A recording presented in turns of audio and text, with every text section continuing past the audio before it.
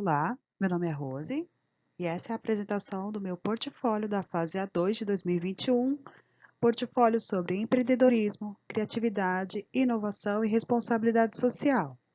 O meu RU é o 3344385, esse é o polo que eu faço o curso de Letras Bacharelado.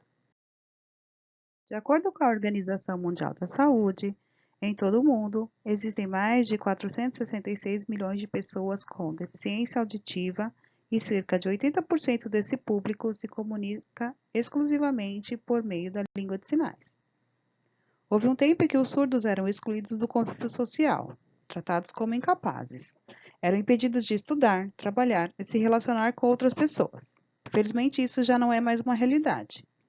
As línguas de sinais exercem um papel decisivo na inclusão de pessoas surdas na sociedade.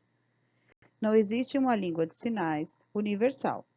Como acontece com as línguas faladas, as línguas gestuais mudam de acordo com a região. Estima-se que existam mais de 200 línguas de sinais diferentes pelo mundo.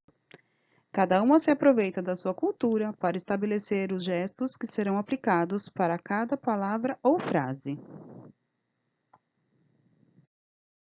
No Brasil temos a Libras, Língua Brasileira de Sinais, que no ano de 2002 foi reconhecida oficialmente como a língua da comunidade surda do país. Em Portugal, a comunidade surda se comunica por meio da LGP, Língua Gestual Portuguesa, que também é reconhecida como uma língua oficial, sendo usada por cerca de 30 mil pessoas. Apesar de compartilharem semelhanças na língua portuguesa, os dois países apresentam diferença na língua de sinais. Em 26 de setembro de 1857, a comunidade surda teve uma grande vitória, a criação da primeira escola de surdos no país.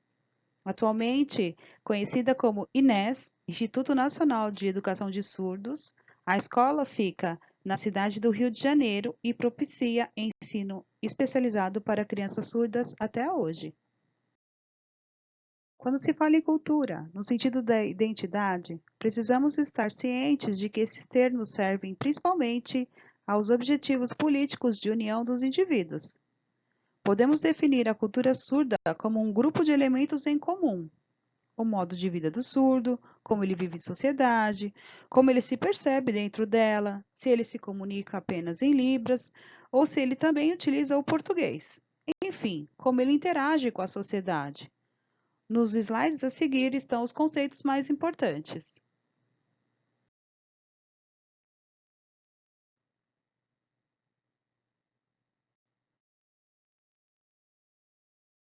Como todas as línguas de sinais são extremamente ricas e garantem que pessoas surdas possam se comunicar sobre todos os assuntos. Infelizmente, ainda existe muito preconceito e diversos surdos relatam sentir constrangimento ao usar a língua de sinais em público. Entretanto, a conscientização está aumentando e cada vez mais pessoas percebem que não existe uma língua superior à outra. Todas podem ser valorizadas e respeitadas. Sua difusão e ganho de visibilidade permitiu conquistas significativas como o reconhecimento de diferenças e direitos. Isso teve início na década de 80, quando ativistas, antes desconhecidos, começaram a se organizar pela defesa de seus direitos. A importância de interação entre surdos e ouvintes é possibilitar, cada vez mais, a inclusão de pessoas surdas na sociedade, uma vez que a inclusão não é um processo que se dá isoladamente. É preciso garantir uma igualdade jurídica e social. É sabido que o desenvolvimento desde o nascimento se dá pela comunicação. Para o surdo, é importante que não só os membros da sua família, mas amigos e professores adotem uma postura de cooperação, diferente de superproteção, ou agindo como se a capacidade do surdo seja limitada ou prejudicada devido à surdez.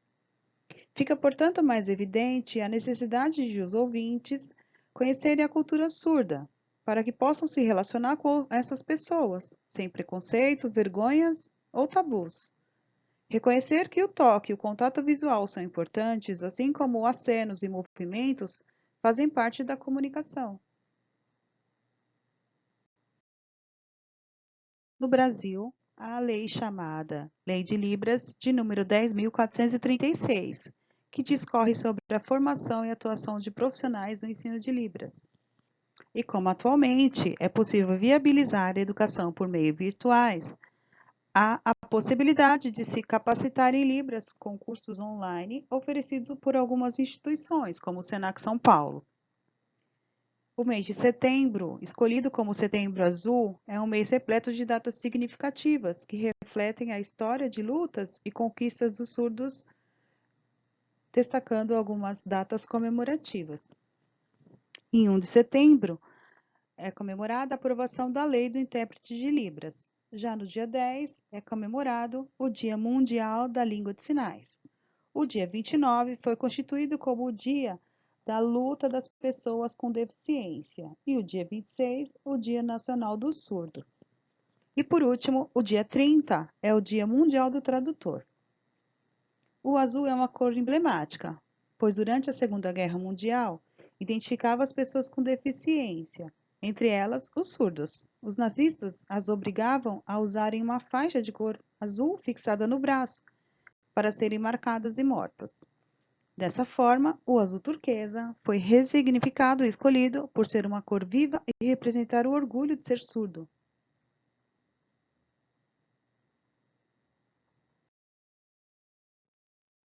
Segue uma pequena demonstração do meu nome em Libras.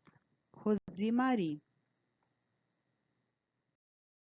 Na capital do estado, há várias escolas municipais de educação especial destinadas às crianças, adolescentes, jovens e adultos surdos. Há uma escola em pelo menos uma zona da cidade, permitindo assim beneficiar uma maior parte da população. Essas escolas desenvolvem uma metodologia de ensino-aprendizado bilíngue, na qual a língua é a primeira língua e a língua portuguesa é ensinada como segunda língua. Há ainda as escolas particulares, algumas delas oferecem bolsas de estudo, como a DERDIC, do grupo da Pontifícia Universidade Católica, e a Escola para Crianças Surdas Rio Branco, da Fundação de Rotarianos de São Paulo.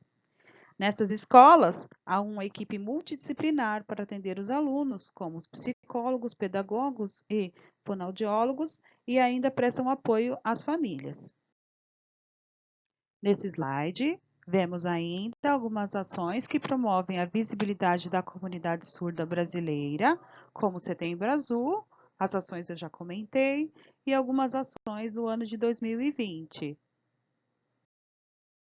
Para maior promoção das Libras e possibilitar a sociabilidade de surdos no Polo São Paulo Centro, sugiro oferta do curso de capacitação em Libras de forma prática e gratuita, com certificação para alunos e comunidade.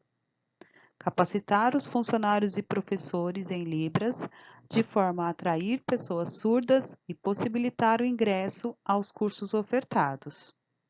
Instalar equipamentos, plataformas digitais e materiais que permitam o estudo de alunos surdos. Contratar para seu quadro de colaboradores uma pessoa surda. Tal contratação pode ser no formato consultor, para atender os alunos surdos, promovendo maior empatia e se enquadrando como uma empresa socialmente responsável. Aqui estão os locais e obras que serviram de base para este trabalho. Espero que tenham gostado. Obrigada.